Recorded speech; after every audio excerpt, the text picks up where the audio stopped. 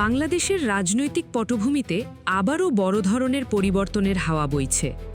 শেখ হাসিনার দেশে ফেরার ঘোষণা এবং আওয়ামী লীগের মাঠ পর্যায়ে ফেরার প্রস্তুতির গুঞ্জনের মধ্যেই এবার রাজনৈতিক অঙ্গনে নতুন চমক নিয়ে হাজির হচ্ছে বিগত সরকারের শরিক জোট ১৪ দল।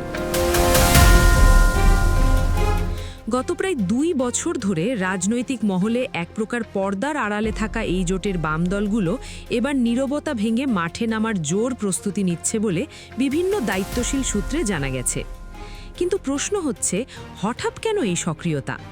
এটি কি আওয়ামী লীগকে মাঠে ফেরানোর কোনো গোপন কৌশলের অংশ, নাকি কেবলই নিজেদের রাজনৈতিক অস্তিত্ব রক্ষার শেষ চেষ্টা? সাম্প্রতিক কিছু অনুসন্ধানী প্রতিবেদনে উঠে এসেছে যে আওয়ামী লীগের শরিক দলগুলো, বিশেষ করে ওয়ার্কার্স পার্টি, জাসদ, ইনু সহ অন্যান্য বাম প্রগতিশীল দলগুলো তাদের দীর্ঘদিনের নীরবতা ভাঙতে শুরু করেছে।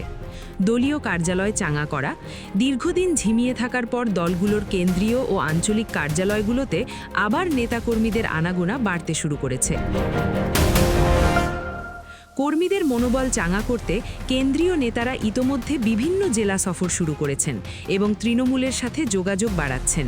সাম্প্রতিক সময়ে দেশে ঘটে যাওয়া শিশু নির্যাতন, নারী নির্যাতন কিংবা সামাজিক নানা অস্থিরতাকে সামনে রেখে কর্মসূচি সাজানোর কৌশল নিচ্ছেন তারা, যাতে জনসম্পৃক্ততা তৈরি করা যায়। রাজনৈতিক বিশ্লেষকদের মতে ১৪ দলের এই হঠাৎ জেগে ওঠার পেছনে দলগুলোর শীর্ষ নেতাদের বর্তমান আইনি সংকট একটি বড় কারণ হতে পারে। জাসদ সভাপতি হাসানুল হকের ইনুর মামলার রায় চলতি মাসের মধ্যেই হওয়ার কথা রয়েছে এবং রাজনৈতিক মহলে গুঞ্জন আছে যে এই রায়ে তার সর্বোচ্চ শাস্তি বা মৃত্যুদণ্ড হতে পারে। অন্যদিকে ওয়ার্কার্স পার্টির সভাপতি রাশেদ খান মেনানো বর্তমানে কারাগারে রয়েছেন এবং একই ধরনের আইনি প্রক্রিয়ার মধ্য দিয়ে যাচ্ছেন। এমন পরিস্থিতিতে দল দুটির দ্বিতীয় শ্রেণীর নেতারা মনে করছেন, এই মুহূর্তে হাত পা গুটিয়ে বসে থাকলে দল ও রাজনীতি উভয়ই চিরতরে হারিয়ে যেতে পারে। সরকারের কাছে নিজেদের শক্তি জানান দিয়ে আইনি ও রাজনৈতিক চাপ মোকাবিলা করতেই তারা মাঠে নামার এই কৌশল বেছে নিয়েছেন। তবে মাঠে নামলেও ১৪ দলের দলগুলোর রাজনৈতিক কৌশলে এসেছে বড় পরিবর্তন। এবার তারা সম্পূর্ণ নিজেদের কাঁধ থেকে বড় দুটি দায় ঝেড়ে ফেলতে চাইছে। গত জুলাই-আগস্টের আন্দোলনে যে বিপুল পরিমাণ প্রাণহানি হয়েছে, তার কোনো দায়ভার ১৪ দলের শরিক দলগুলো নিজেদের ঘাড়ে নিতে রাজি নয়।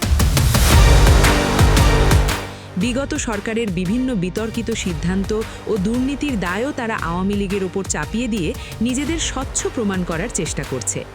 তাদের আগামী দিনের মূল লক্ষ্য হচ্ছে আওয়ামী লীগের বাইরে থাকা মুক্তিযুদ্ধের পক্ষের অন্যান্য প্রগতিশীল রাজনৈতিক দলগুলোকে সাথে নিয়ে একটি বৃহত্তর রাজনৈতিক প্ল্যাটফর্ম বা ঐক্য গড়ে তোলা।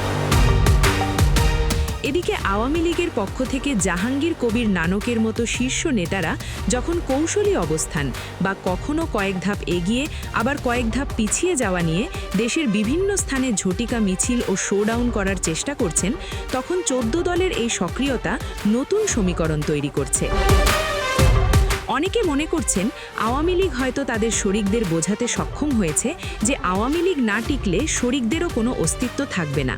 ফলে যৌথ অস্তিত্বের স্বার্থেই কি তারা মাঠে নামছে, নাকি এটি কেন্দ্র ও সরকার বিরোধী দলগুলোর তীব্র রোষানলে পড়ার নতুন এক ঝুঁকি? ১৪ দলের এই আকস্মিক মাঠে নামার চেষ্টা শেষ পর্যন্ত শেখ হাসিনার দেশে ফেরার পথকে মসৃণ করবে, নাকি এটি কেবলই নিজেদের অস্তিত্ব টিকিয়ে রাখার অন্তিম লড়াই, তা আগামী দিনের বাস্তবতাই বলে দেবে। তবে এই তৎপরতা যে দেশের বর্তমান সরকার এবং অন্যান্য বড় রাজনৈতিক দলগুলোর জন্য একটি নতুন বার্তা, তা নিয়ে কোনো সন্দেহ নেই। পুরো খবর জানতে চোখ রাখুন নিউজ 360-এ।